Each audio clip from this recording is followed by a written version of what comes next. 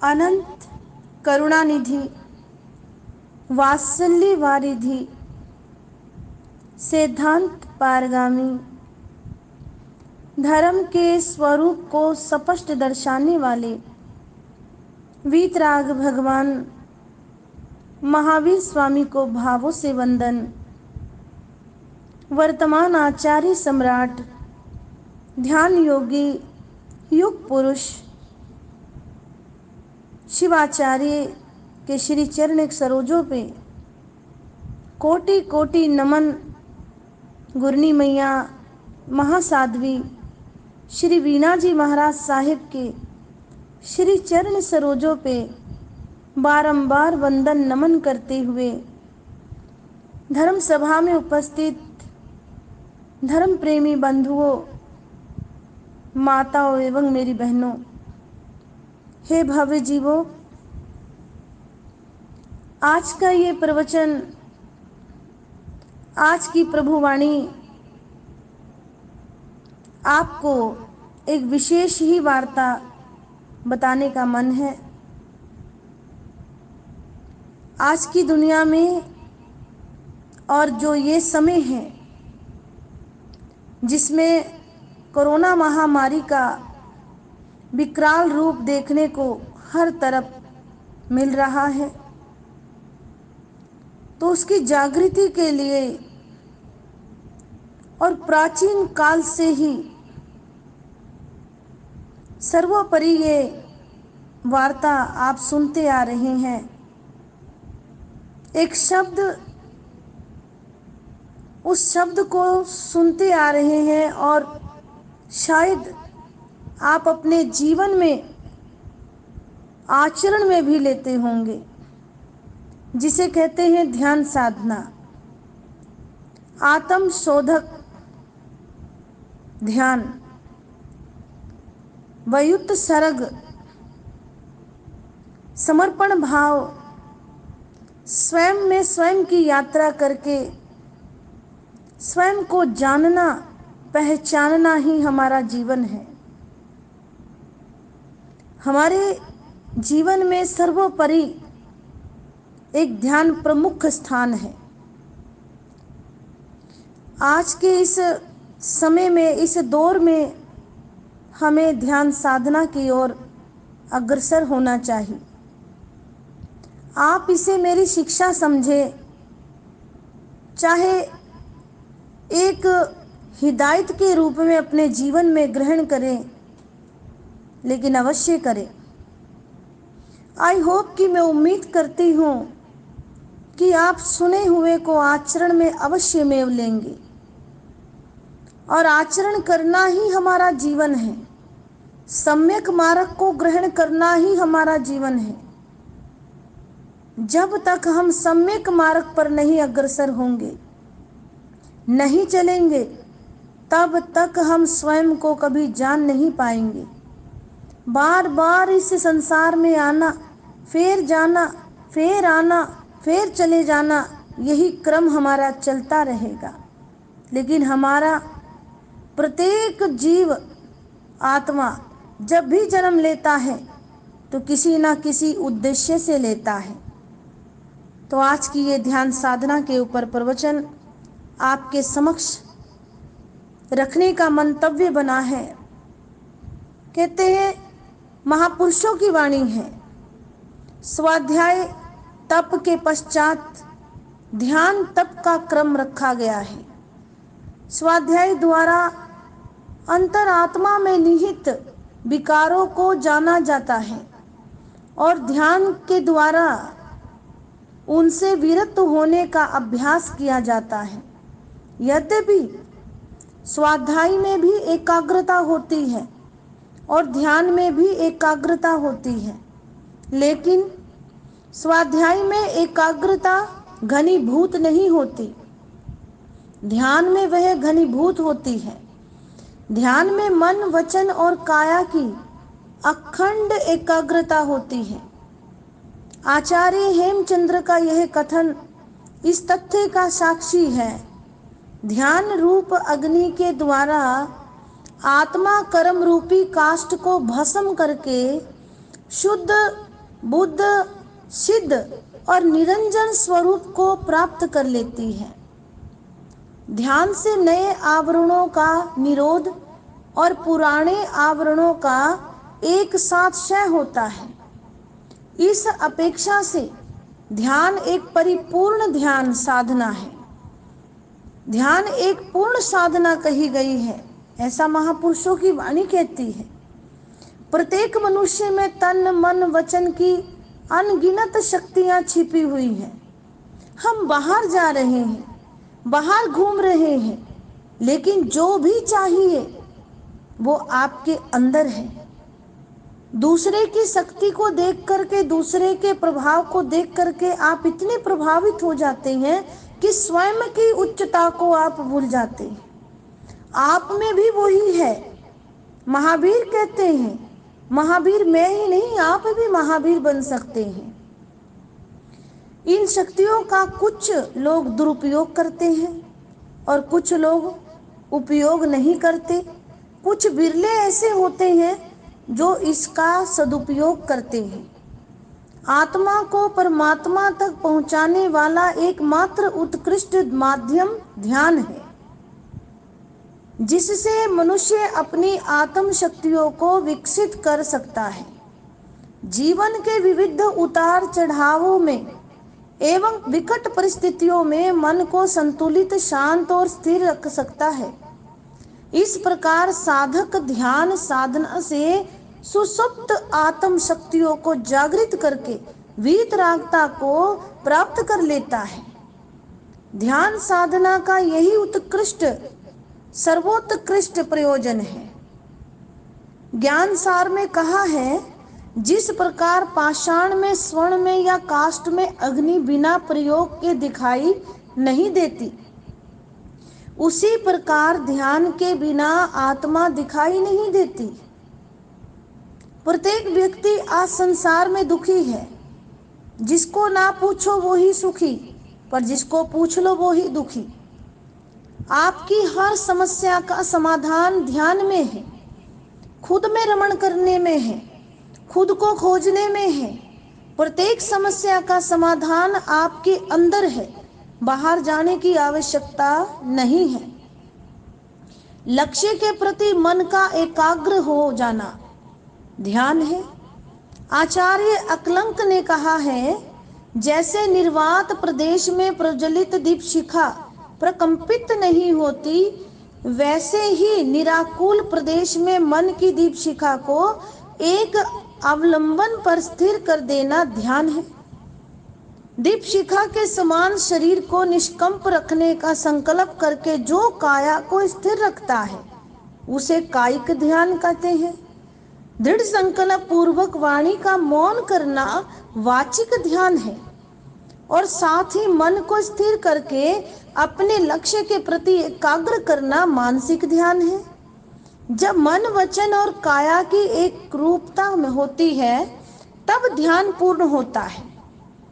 ध्यान के दो भेद किए जाते हैं, प्रशस्त ध्यान और अप्रशस्त ध्यान। अगर इन्हें हम सामान्य भाषा में आपको समझाते हैं तो शुभ ध्यान और अशुभ ध्यान, कि हम अच्छा भी सोचते हैं और बुरा भी सोचते हैं। मन की धारा जब बहिर्मुखी होती है, तब मनुष्य ध्यान, तब जाकर के आप गौर करें इस बात पर, तब मनुष्य धन, परिवार, शरीर आदि की चिंता में तथा हिंसा आदि प्रधान पापात्मक चिंतन में खोया रहता है। उस स्थिति में मन की धारा अधोमुखी होकर के अशुभ की ओर बहती है। इसे अप्रशस्त या अशुभ ध्यान कहते हैं। जब मन की विचारधाराएं मृदुता, दया, भक्ति, क्षमा आदि आत्मा परमात्मा के चिंतन की ओर बहती है, तब वह ऊर्ध्वमुखी होती है। ऐसी स्थिति में मन शुभ या शुद्ध की ओर गति करता है, अच्छाई के मार्ग पर गति करता है। अतः इसे शुभ या प्रशस्त ध्यान कहा जाता है। वीतराग भगवान महावीर की वाणी है, कि जब तक हम स्वयं में रमण नहीं करेंगे तब तक हम बाहर घूमकर बारंबार जन्म मरण के चक्कर में पड़ेंगे। जैसे गाय का भी दूध होता है और आक का भी दूध होता है। आपने कभी उस पौधे का नाम सुना होगा जिसको आकड़ा भी कहते हैं, आक भी कहते हैं। दोनों सफेद होते हुए भी उनके गुण धर्म में महान अंतर होता है। एक अमृत का काम करता है तो एक विष का काम करता है। आग का दूध विष का काम करेगा और गाय का दूध अमृत का काम करेगा। एक जीवनी शक्ति देता है तो दूसरा जीवन को नष्ट कर डालता है। शुभ एवं अशुभ ध्यान में भी यही अंतर है। शुभ ध्यान मोक्ष का हेतु है और अशुभ ध्यान, अशुभ विचार दुर्गति का कारण है। इनमें से दो प्रकार के शुभ ध्यान उपाध्य और सम्यक तब बताया है। अशुभ ध्यान कर्म बंध का हेतु है और शुभ ध्यान संबर निर्जरा का हेतु है। आर्त ध्यान और रौद्र ध्यान अशुभ ध्यान है तथा धर्म ध्यान और शुक्ल ध्यान शुभ ध्यान है। आर्त का मतलब संकल्प विकल्प में अपनी भावना को डालना। ये मिला, वो नहीं मिला, कितना मिला, कितना नहीं मिला। रौद्र ध्यान हमें क्रोध में डाल देता है और कभी ऐसा क्रोध कर बैठे तो शायद हमारी निमन गति का भी बंध पड़ जाता है। शुभ ध्यान धर्म ध्यान हमेशा, शुक्ल ध्यान हमें ऊर्ध्व गति की ओर लेकर जाता है। हे भावी जीवों, धर्म प्रेमी बंधुओं, प्रत्येक ऋषि मुनि महात्माओं ने आप सभी को, प्रत्येक जीवात्मा को यही शिक्षा दी है कि स्वयं में रमण करो, खुद को जानो, खुद को पहचानो कि हम कौन हैं, कहाँ से आए हैं, कहाँ जाना है, मेरा लक्ष्य क्या है। अभी मैं मनुष्य हूँ, आगे क्या हूँ। तो इन बातों को ध्यान में देकर के आप अपने जीवन के कल्याण के मार्ग पर अग्रसर होएं। प्रातःकाल जल्दी उठें। कहते हैं प्रथम प्रहर में सारी दुनिया जागती है, दूसरे प्रहर में भोगी जागता है, ऐसा संत मुनि महात्मा कहते हैं। तीसरे प्रहर में चोर जागता है और अंतिम प्रहर में योगी जागता है। जो अंतिम प्रहर में नहीं जागता है उसे धिक्कार है, ऐसा महापुरुष फरमाते हैं। देर से सोना, देर तक सोए रहना दरिद्रता का कारण है। जल्दी सोना, जल्दी उठना अच्छी हेल्थ और वेल्थ में कारण है। जो हर रोज उगते सूरज को देखते हैं उनका पूरा दिन उगा हुआ रहता है। जो सूर्य उदय के बाद भी सोए पड़े रहते हैं उनका भाग्य भी सो जाता है, ऐसा महापुरुष फरमाते हैं। सच बताना, कितने दिनों से आपने उगता सूरज नहीं देखा, जरा गौर करना और सोचना। याद नहीं ना याद। चलिए संकल्प करिए, कल सूर्य उदय से पहले उठेंगे, उगता सूरज देखेंगे और सूरज सा चमकेंगे, अपनी आत्मा को पावन पवित्र करेंगे और प्रतिदिन आधे घंटे, 20 मिनट या 10 मिनट का ही हम थोड़ी देर के लिए अपने आप को अपने कमरे में बिठा करके कम से कम अपनी काया ही कंट्रोल में हो जाएगी। आप प्रयास करना, सोकर उठें, अपने बेड पर बैठे, कुर्सी पर, सोफे पर, जमीन पर, मैट पर, चटाई पर, जहां मर्जी बैठ सकते हैं। अनकंडीशन मेडिटेशन ये कहा गया है, कोई कंडीशन नहीं लगानी। आप बैठिए, जिस भी अवस्था में बैठ सकते हैं, चाहे सिद्ध अवस्था में बैठे, वज्रासन में बैठे या आप किसी भी आसन को ले सकते हैं, मतलब तो ध्यान से है। और थोड़ी देर के लिए अपनी इन चरम चक्षुओं को बंद करके कुछ क्षण के लिए अपने परमात्मा का ध्यान करें। आलंबन ले उस ईश्वर का, अरिहंत परमात्मा का, या आप जिस भी धर्मावलंबियों को जो भी मानते हो, एक बार सम्यक बन करके स्वयं में जाने का प्रयास करें। आंखों को बंद करें, बैठने का प्रयास करें। शरीर कंट्रोल में आएगा, धीरे धीरे नेत्र कंट्रोल में आ जाएंगे, धीरे धीरे हाथ भी कंट्रोल में आएंगे, धीरे धीरे आपके पैर भी कंट्रोल में आएंगे। और आते आते शरीर के द्वारा अंदर प्रवेश जब करेंगे तो आहिस्ता आहिस्ता आपके मन के आसन पर आप विराजमान हो जाएंगे। और फिर आपकी प्रत्येक समस्या का समाधान आपके अंदर आपको स्वयं ही मिल जाएगा। प्रयास करना। बहुत देर हो गई है, आप सभी की वार्ता सुनते हैं, प्रवचन सुनते हैं, आप सभी ध्यान साधना भी करते होंगे, लेकिन राग और द्वेष से परे होकर के, क्रोध मान माया से परे होकर के अपने आप में जाकर के वीतरागता की साधना एक बार तो करके देखिए। बहुत बार किया होगा, लेकिन प्रत्येक प्रकार की कंडीशनों को हटा करके एक बार बस एकाग्र भाव से बैठने का प्रयास कीजिए, फिर देखिए आनंद ही आनंद है। तो ये आज की शिक्षा और माँ जिनवाणी ये जो आपने श्रवण करी है आज,